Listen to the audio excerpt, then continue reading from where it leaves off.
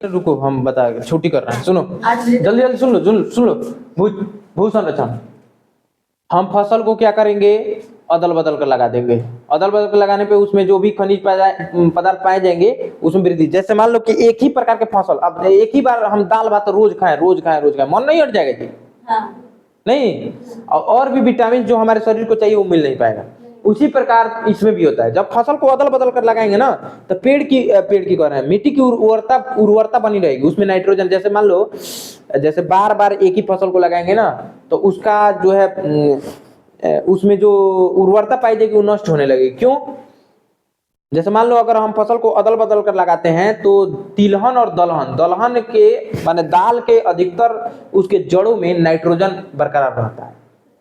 Nitrogen, जिससे भूमि में, मिट्टी में नाइट्रोजन, देखो अभी भारत में अभी बताया ना कि सर्वाधिक महत्वपूर्ण मृदा जलोढ़ मृदा है, लेकिन इसमें नाइट्रोजन कमी होती है। तो नाइट्रोजन लाने के लिए उसमें दलहन की खेती करना जरूरी है।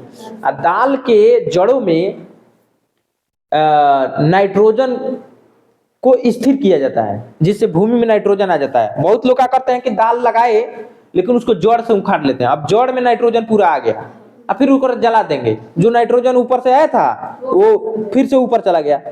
जब हम उसको फसल को लगा के जड़ से काट लेंगे या जड़ उसमें सड़ने देंगे तो नाइट्रोजन भूमि में आ जाएगा।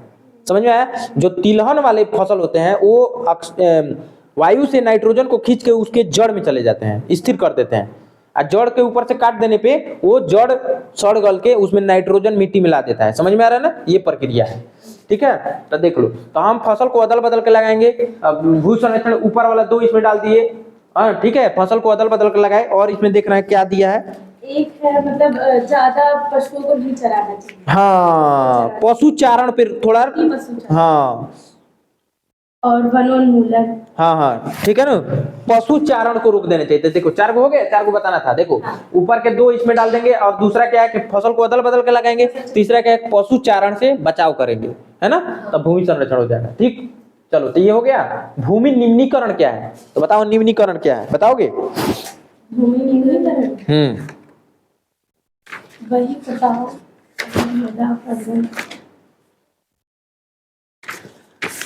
कहाँ दिया है जी? हाँ, हाँ,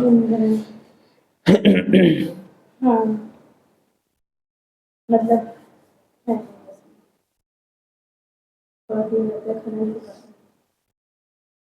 कहाँ लिखा है जी?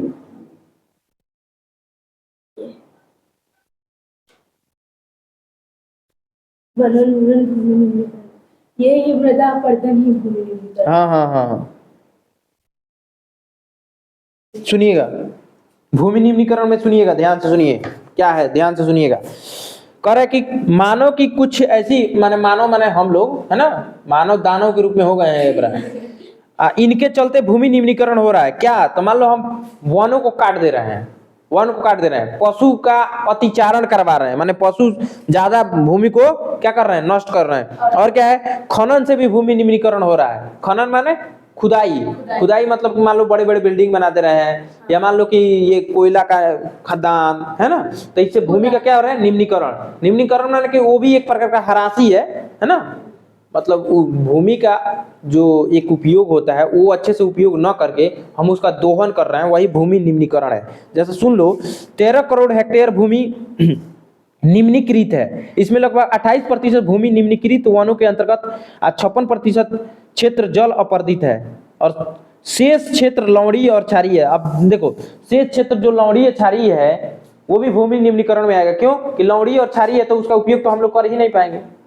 लवणीय क्षारीय मतलब कि उसमें क्या बोलते हैं, नमक की मात्रा ज्यादा है, और नमक की मात्रा ज्यादा है तो उसमें क्या बोलते हैं, अन्य फसल चाहे अन्य चीज उग ही नहीं पाएगा, पेड़ पौधे कुछ भी उग नहीं पाएंगे, है ना, तो वो कहेंगे।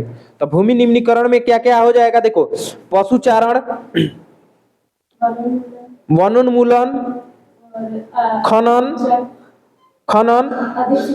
हाँ, अधिक सिंचाई, ये सब क्या आ जाएगा, भूमि निम्नीकरण का कारण हो जाएगा। ठीक है, तो ये हो गया भूमि निम्नीकरण। चलो, तो ये भी हो गया।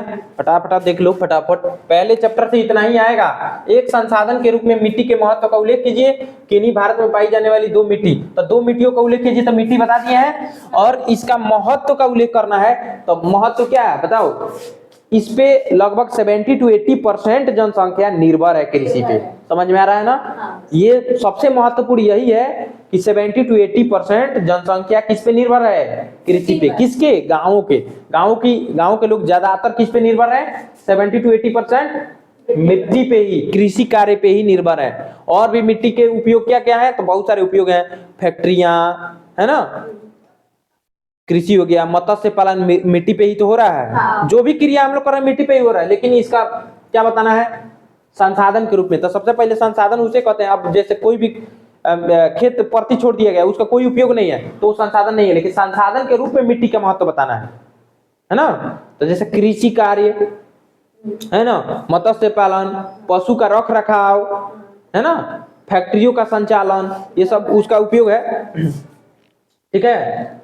दो प्रकार की मिट्टियां तो बता दीजिएगा, है ना, उधर बता चुके हैं। तो चलो यहीं पे सेवा समाप्त है यहाँ का। एक संसाधन के रूप में मिट्टी के महत्व पर प्रकाश डालिए, तो ऊपर वाला ही इसमें आ जाएगा। तो चलो इससे बाहर नहीं आएगा, समझ लेना पहले चैप्टर से। अगर तुम लोग को लगता है कि और कोई इंपोर्टेंट है तो पूछ लो। वेरी वेरी इंपोर्टेंट लिख लेना, VVI। ठीक है। हाँ, तो पहले चैप्टर से इतना क्वेश्चन एकदम तैयार करना। ये सब सब्जेक्टिव है, मतलब ऑब्जेक्टिव नहीं, लॉन्ग क्वेश्चन में बताए हैं। ठीक है। तो धन्यवाद, आज की सेवा यहीं तक। फिर अगले चैप्टर में हम लोग कल जानेंगे। इतना तैयार कर लो, क्वेश्चन लिखवा दिए हैं, ये सब पूछा हुआ क्वेश्चन है। ठीक है, देख सकते हो।